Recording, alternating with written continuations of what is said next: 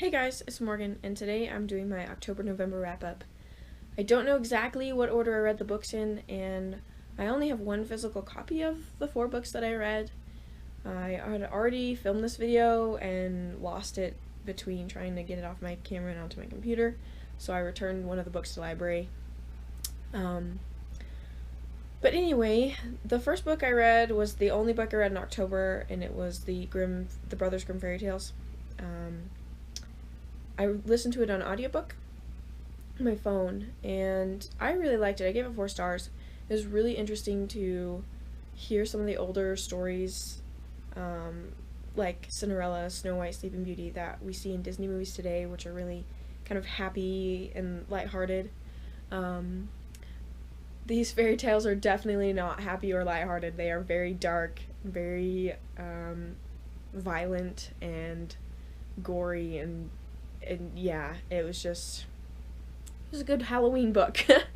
I mean, not all of the tales were awful and gross or anything, but they're definitely very dark, and it was just really cool to hear them, because I know they are dark, the original, which the Grimm fairy tales aren't the original versions of a lot of the fairy tales either, but they're very, very dark tales, very scary and very dismal and gory and gross, and so it just is interesting to see how the stories have evolved from when those versions were written to now, and how like Disney has portrayed some of those fairy tales to children now.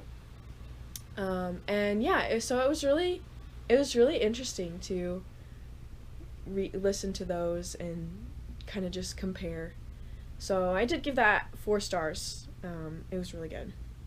Another book that I read, the other 3 I read in November. Oh my gosh, which one? Oh, I read one for book club. It's called A Man Called Ove by, I believe, Frederick Backman. So I joined a book club. Not sure if I've mentioned that yet. It started last month. No, it started in October. I didn't go to the first meeting. I went to the meeting in November, and then we just had the 3rd meeting yesterday. Which I will talk about the book that I read for the month of December in my December wrap-up, because I read it in December. But basically, there were 7 of us there at the meeting in November, and so we each recommended a book, so we're going through June. And so the book that we had read for the month of November was A Man Called Ove, and I really enjoyed it. I didn't think I was going to like it. I had never had an interest in reading it. I'd heard about it, and I knew a lot of people liked it, but I didn't have an interest in reading it. It didn't really seem like my kind of book. But man, I read it, and I loved it, and it was so good. Oh, I'm so glad I got to read it. Basically, it's about this old man called Ove. Actually, I believe he's from Sweden or Switzerland. I can never remember. I always get those mixed up.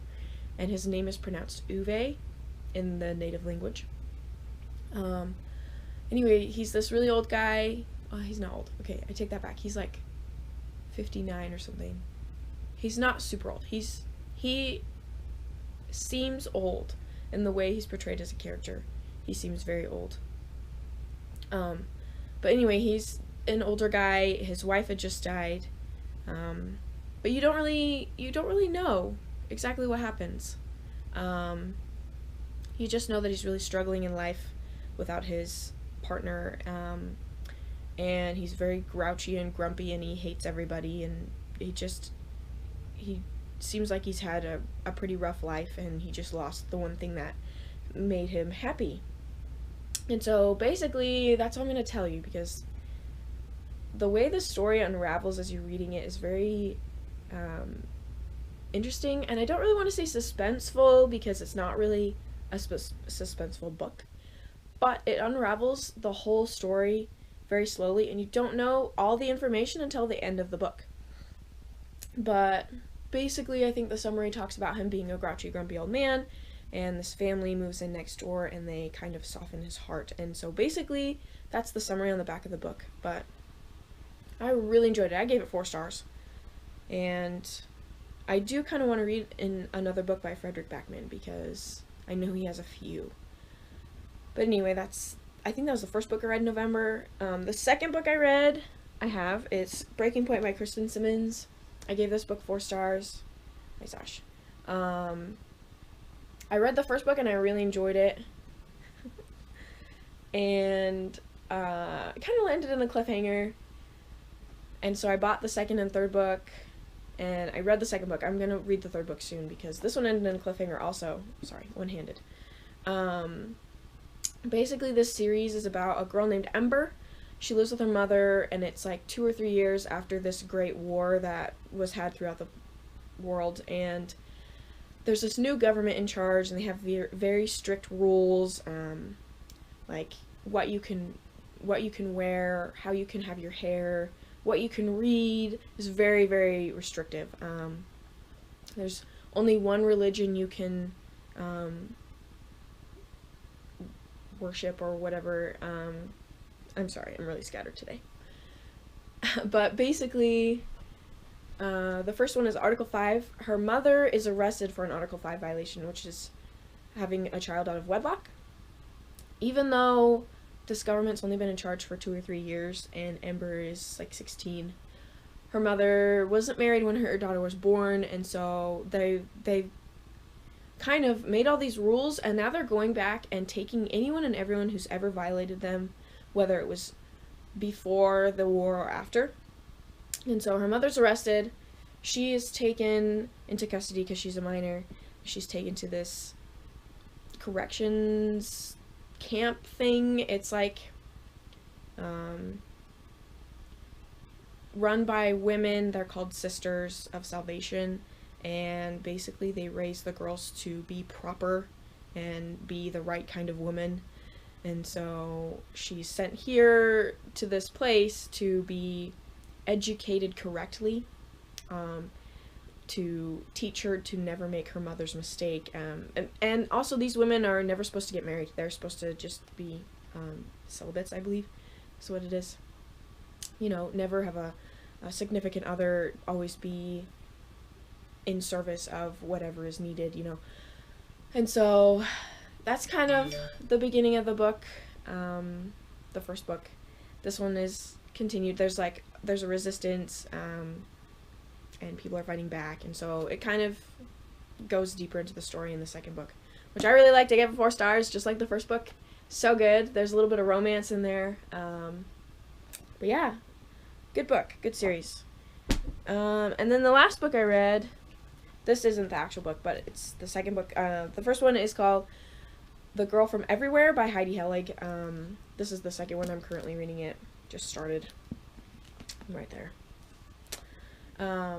But basically, it's about this girl named Nyx, and she lives on a ship with her father, and they can sail to any time or place if they have a map, and so they can travel across time and into mythological lands that aren't real in our world. And so the first one was really good. It's about her father trying to save her mother's life. Her mother died when she was born.